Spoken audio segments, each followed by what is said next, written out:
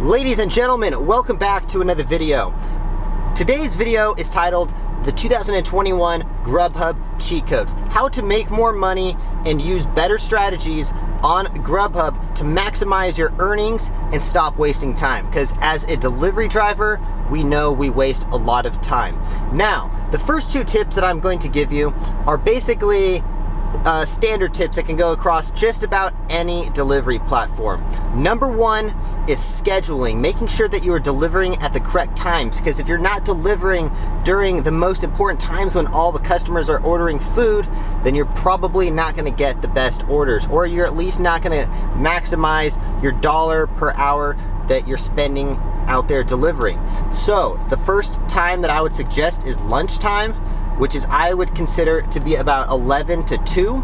So during lunchtime, everyone from their businesses, sitting at home, they're all ordering food. So this is your time to go out there and make that money. The dead hour is usually like 2 to 5. You don't make as much during that time because everyone's either at work or doing something. But dinner time is very crucial. I think dinner time is the most important time to get out there and do some deliveries, which I would consider to be 5 to 9. But some areas may vary. Maybe if you're in a big city, maybe you can extend that to 10 o'clock. Who knows? Anyways, tip number 2, which I would consider to be probably the most important one, is putting yourself in the right areas. Now, if you are really far away from a bunch of restaurants, you're probably not going to get too many orders if you're just sitting at home. So what you want to do is go park in either like a mall or a shopping center, or just near all of your favorite restaurants to do delivery from. Because if you're right in front of it, you're much more likely to get that order than if you are to be 5 miles away from any restaurants or something like that. Personally, I live pretty far away from restaurants, so whenever I want to go make some money, I have to drive over towards some restaurants. Otherwise, I just sit at home and don't get any orders. Now, for the rest of this video, I'm going to bring in who I would consider to be the ultimate delivery man. His name is UDM, also known as the Ultimate Delivery Man. We're gonna bring him in and give you guys some tips and tricks from him. He's got plenty of strategies. He's been doing Grubhub since the beginning of time. Let's bring on UDM. All right, ladies and gentlemen, I brought in the master of deliveries, the Ultimate Delivery Man, UDM. UDM is gonna give us some tips on how to make more money as a Grubhub driver. I consider UDM to be the absolute master, so his tips and advice is very crucial to new delivery drivers. UDM, what would your top tips be and advice for any Grubhub driver out there who's new? All right, any Grubhub driver that's out there, you're new. I would say there's a benefit to being on block and a benefit to being off block as well. But I find more benefit being off block than being on block. So entirely up to you. But if you want to be on block, you will receive priority on orders. All right. But if you're off block, you're second in line.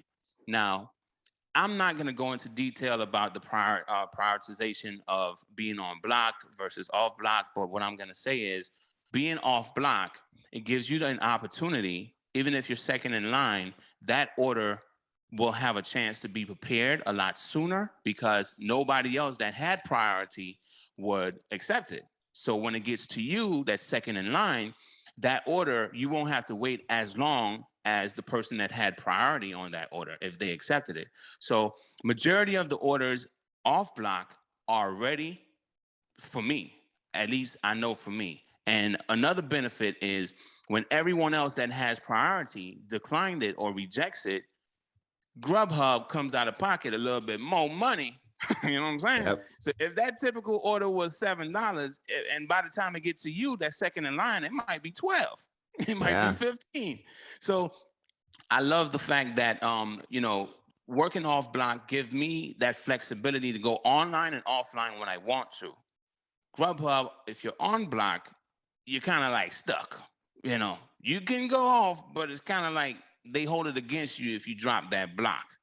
And too many drop blocks lead to consequences with Grubhub, just like all the other platforms. So yeah, off block, I focus on that because, like I said, off block, majority of the orders are on time or ready when you arrive because nobody else, when they submitted it, nobody else wanted it. So it's still being prepared. And by the time it gets to you, it's ready to go. And the second thing is, it gives it a chance for that pay to bump up because nobody else wanted it and they needed to get completed. You know what I'm saying? Yeah. Mm-hmm. I've actually never heard the term off block before or on block. So is that like just consistent orders coming in over and over? No, on block and off block. Okay, so let's look at it like, okay, you do DoorDash. All right. So on block would be when schedules are released, right? Whether you are have early access or not, right? Let's say you have early access. You see it at, I think it's 3 p.m. I haven't done early access in forever, to be honest. Yeah. I forgot the times. So I think it's 3 p.m. Early access is like receiving, okay, the blocks are dropped. You got to go and get your schedule, right? Now, off block is, to compare it to DoorDash, it's kind of like waiting for the zone to turn pink and dashing now. You understand? But Yeah. it's more of the Uber Eats control of just going and going off block, going online, going offline, whenever you want to, off block. Toggle available, toggle unavailable. But comparing it to DoorDash, when you're on block, if you drop your schedule, DoorDash don't penalize you, but Grubhub does. And that's one of the reasons why I ended up, getting block restricted. So that's a whole different story though. So yeah, that's the difference between the two. Okay. And so with Grubhub, it's more of a transparent platform. What you see is what you get, as you've said before. Is there a specific type of restaurants that you lean towards as a Grubhub driver? Sort of, but you can get a $25 from a hole in the wall, and you could get a $5 from a well-known restaurant. Yeah. So it's kind of like, it's good to stay in a general area of a mixture of all of them. I don't like to just go where the high ticket restaurants are, and I don't just like to go where the mom and pops are either. So if you could be in an area where you're typically gonna get a little bit of all of them, that's your best. That, to me, that would be the best area to work. For sure. Okay. And is there any other tips and strategies that you would use as far as a Grubhub driver that maybe you wouldn't use on different platforms?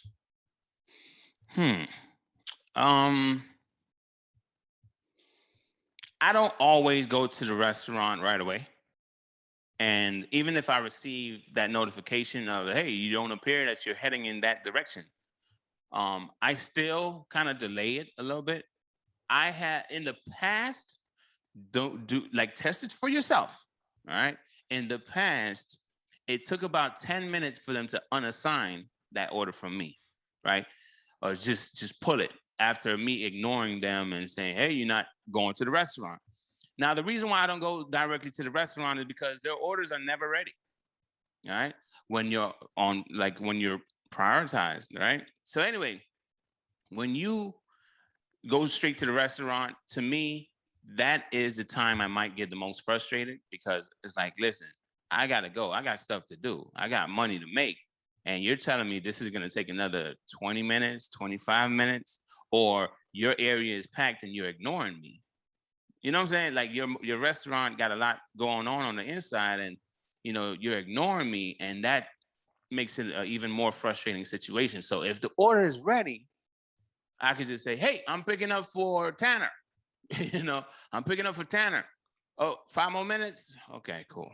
But majority of the time, if I delay my travels to the restaurant, it gives the order some time to come out before I get there. So when I get there, it's easier to just grab it and go.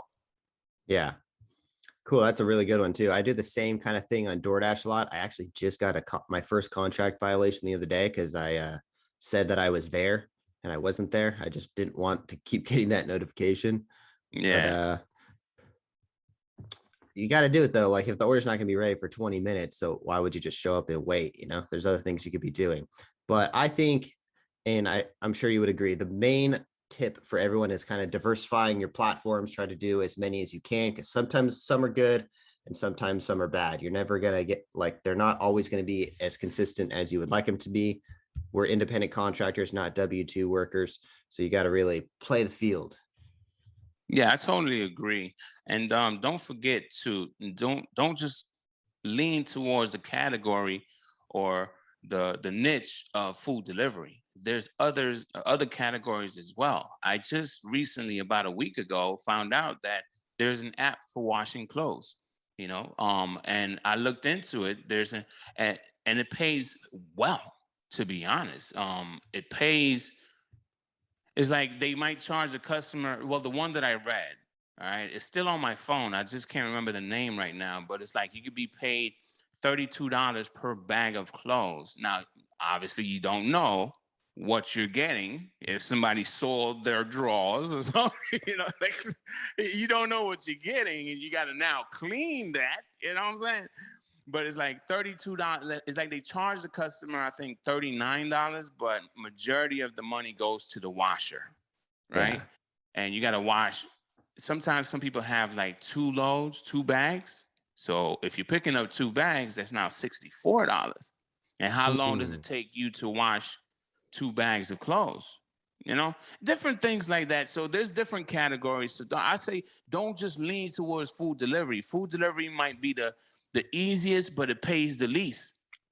Yeah. There's other categories that pay a lot more, and you don't even have to do as much as food delivery, but that's a whole nother video. Yeah, for sure. Cool. Awesome. Well, thanks for coming on. And I'm sure all the Grubhub drivers are going to appreciate your tips. If you guys haven't yet, check out UDM's channel. It's UDM, as you see on his hat. All right. Thanks for watching, guys. Peace.